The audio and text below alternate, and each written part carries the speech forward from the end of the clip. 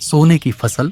आशापुर नामक एक छोटे से गांव में, जो ग्रामीण भारत के घुमावदार पहाड़ियों के बीच बसा हुआ था, एक किसान समुदाय रहता था जो प्यार और समर्पण के साथ जमीन को जोतता था। गांव के लोग प्रकृति के साथ सामंजस्य में रहते थे। उनका जीवन आरतुओं के चक्रों के इर्द गिर्द घूमता था। गांव के केंद्र में एक बुद्धिमान और दयालु किसान रघुवीर रहता था। वह अपने असाधारण खेती कौशल के लिए प्रसिद्ध थे, जिसने उन्हें अपने साथी गांव वालों का सम्मान और प्रशंसा दिलाई थी। रघुवीर का खेत एक समृद्धि का प्रतीक था, जिसमें हरे भरे खेत, भरपूर फसलें और विभिन्न फसलें थीं, जो उनकी देखभाल में पनप रही। एक वर्ष एक गंभीर सूखा पड़ा और गांव को फसल विफलता और कमी की समस्या हुई। गांव वाले चिंतित, क्योंकि उनकी आजीविका उनकी फसलों की सफलता पर निर्भर। रघुवीर हालांकि शांत और आशावादी बने रहे, ये विश्वास करते हुए कि जमीन अंततः अपनी उपज देगी। सूखे के दौरान एक धनी जमींदार जैन आशापुर पहुंच। वह गांव वालों की हताशा का फायदा उठाकर उनकी जमीन को सस्ते दामों पर खरीदना चाहते थे।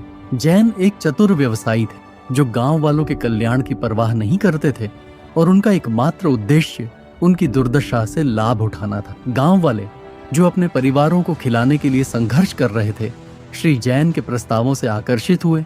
उनमें से कुछ अपने पूर्वजों की जमीन को धनी जमींदार को बेचने के लिए तैयार थे। रघुवीर हालांकि जैन की योजनाओं का विरोध करने में दृढ़ था। मेरे मित्रों, रघुवीर ने गांव वालों से कहा, हमारी जमीन हमारी जीवन रेखा है। यह हमें हमारे पूर्वजों द्वारा दी गई है और यह हमारा कर्तव्य है कि हम इसे संरक्षित रखें।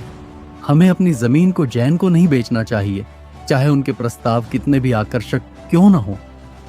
गांव वाले रघुवीर के शब्दों से प्रेरित होकर जैन के जमीन खरीदने के प्रयासों का विरोध करने का फैसला किया। उन्होंने महसूस किया कि उनकी सामूहिक ताकत एक दूसरे का समर्थन करने और एक साथ काम करने की उनकी क्षमता में निहित थी। जैसे ही सूखा धीरे धीरे समाप्त होने लगा, गांव वाले अपनी फसलों को पुनर्जीवित करने के लिए कड़ी मेहनत करने लगे और सब कोई खुशी खुशी अपने जीवन की प्रतीक्षा करने लगे।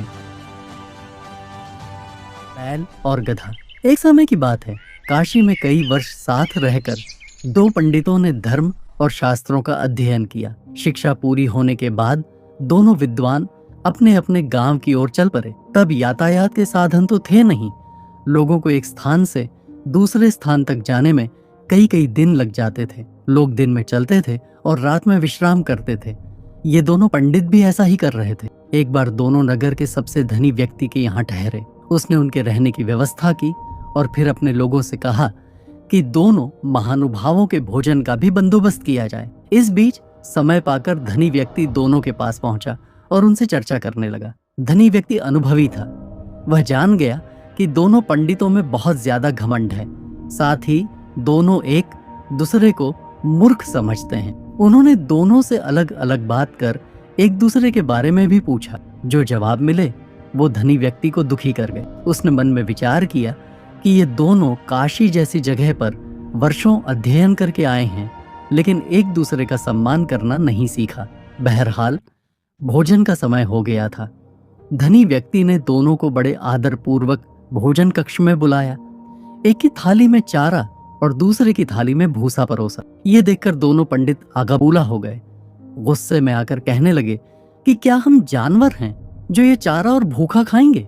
धनी होकर तुम हमारा अपमान कर रहे हो। ये लक्ष्मी द्वारा सरस्वती का अपमान है। इस पर उन्होंने बड़ी ही शांति से जवाब दिया, एक को थाली में चारा और दूसरे को भूसा परोसा गया है। इसमें मेरा कोई कसूर नहीं है। जब मैंने आप में से दूसरे के बारे में पूछा था तो उसने कहा था कि वह गधा है। आप दोनों ने ही एक दूसरे को बैल और गधा बताया, तो मैंने उसी हिसाब से चारा और भूखा थाली में परोस दिया। इतना सुनते ही दोनों ज्ञानियों की आंखें खुल चुकी थीं। उन्हें अपनी गलती का एहसास हो गया था। उन्होंने उनसे क्षमा मांगी। एक दूसरे के प्रति ऐसी सोच रखने के लिए खेद भी जताए। सीख, व्यक्ति में कितना भी ज्ञान आ जाए, उसे घमंड नहीं करना चाहिए। साथ ही दूसरों के प्रति बुरे भाव नहीं रखने चाहिए। दो सिर वाला भारुंड। प्राचीन समय की बात है।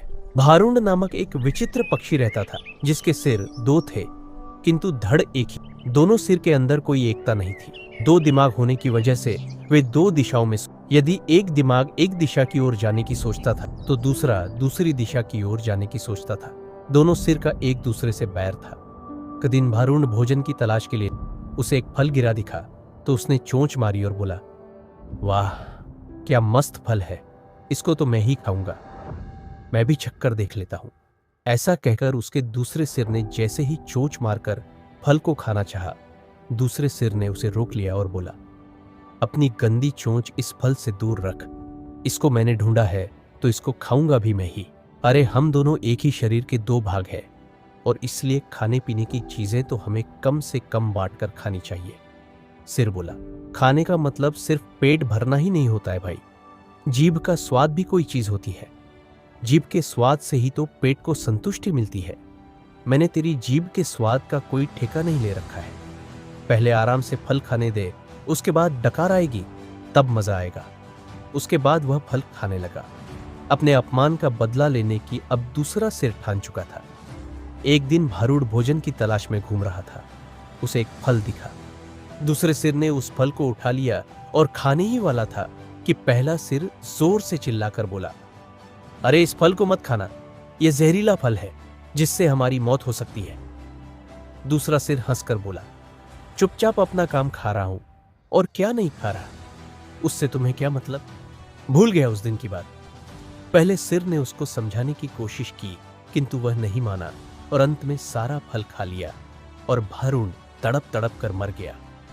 सीख, आपस की फूट ले एक डूबती। समय की बात, एक छोटे से गांव में राज नाम का एक आदमी रहता था। वह अपने छोटे से बच्चे रोहन और उनके दो पालतू जानवरों के साथ रहता था, एक छोटा सा कुत्ता मैक और एक बिल्ली टॉम। एक धूप वाली दोपहर राज अपने बगीचे में काम कर रहा था, जबकि रोहन मैक और टॉम के साथ आंगन में खेल रहा था। जब रोहन हंसते हंसते और पालतू जानवरों के साथ दौड़ते हुए खेल रहा था, उसने अपनी पसंदीदा खिलौना एक छोटा गेंद पास के कुएं में गिरा दी। रोहन बहुत दुखी हो गया और रोने लगा। मैक रोहन की तकलीफ को समझते हुए कुएं के पास दौड़कर जोर जोर से भौंकने लगा। टॉम दूसरी ओर शांति से कुएं के पास जाकर उसमें झांकने लगा। राज ये शोर सुनकर दौड़ते हुए कुएं के पास पहुंचा और देखा कि रोहन रो रहा और मैक्स भौंक रहा था। उसने तुरंत समझ लिया कि क्या हुआ था और गेंद को निकालने का तरीका सोचने लगा। राज सोच ही रहा था कि टॉम, वह चालाक बिल्ली, कुएं में कूद गई और नीचे की ओर तैरने लगी। मैक्स जो पीछे नहीं रहना चाहता था, वह भी कुएं में कूद पड़ा, लेकिन तैरने की बजाय उसने अपने आगे के पैरों से पानी में पैडल मारना शुरू कर दिया। राज और रोहन हैरान होकर देख रहे जैसे टॉम कुएं के नीचे तक पहुंचकर मुंह में गेंद उठाती। मैक्स टॉम को गेंद के साथ देखकर उसके पास तैरते हुए पहुंचा और अपनी नाक से उसे पुश करते हुए कहता, अच्छा किया टॉम, अब हम यहाँ से बाहर निकलते। साथ में टॉम और मैक्स कुएं से बाहर तैर आए और गेंद सुरक्षित रूप से टॉम के मुंह में। राज और रोहन खुशी से झूमते हुए ताली बजाने लगे क्योंकि दोनों पालतू जानवर कुएं से बाहर निकल आए, भीगे हुए लेकिन विजय प्राप्त। जब वे सभी घर लौट रहे थे, राज ने रोहन से कहा, देखो रोहन, भले ही मैक्स और टॉम बहुत अलग हैं, फिर भी उन्होंने मिलकर तुम्हारी मदद, ये टीम वर्क और दोस्ती की शक्ति है। रोहन मुस्कुराया। मैक्स और टॉम को गले लगाते हुए कहा, मैं तो बहुत भाग्यशाली